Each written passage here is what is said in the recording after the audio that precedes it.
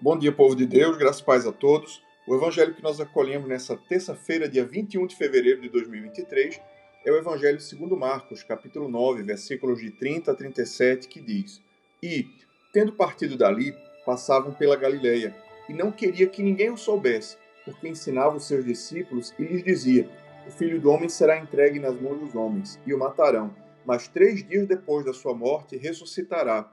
Eles, contudo, não compreendiam isto e temiam interrogá-lo. Tendo eles partido para Cafarnaum, estando ele em casa, interrogou os discípulos: De que é que discorríeis pelo caminho? Mas eles guardaram silêncio, porque pelo caminho haviam discutido entre si sobre quem era o maior. E ele, assentando-se, chamou os 12 e lhes disse: Se alguém quer ser o primeiro, será o último e servo de todos. Trazendo uma criança, colocou-a no meio deles e, tomando-a nos braços, disse-lhes: Qualquer que receber uma criança tal como esta, em meu nome, a mim me recebe, e qualquer que a mim receber, não recebe a mim, mas ao que me enviou. O Evangelho do Senhor, louvado seja o Cristo, que as palavras do Santo Evangelho perdoem nossos pecados e nos conduzam à vida eterna. Nessa terça-feira, queridos irmãos, o Evangelho nos ensina sobre o verdadeiro sentido da grandeza diante de Deus.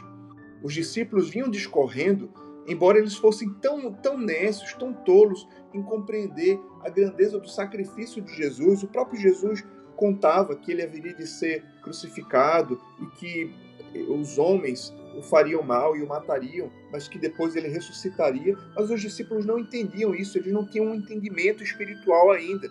Mas, sendo tão carnais, discutiam uns com os outros sobre quem seria o maior dos discípulos. Ao que Jesus, vendo tudo aquilo, os repreende e diz: Se alguém quer ser o primeiro, esse será o último e o servo de todos.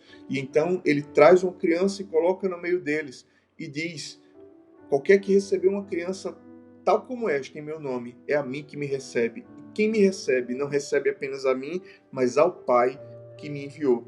O Senhor vem nos ensinar nesse evangelho que os critérios de grandeza, que os critérios de Deus no seu reino são diferentes dos nossos critérios.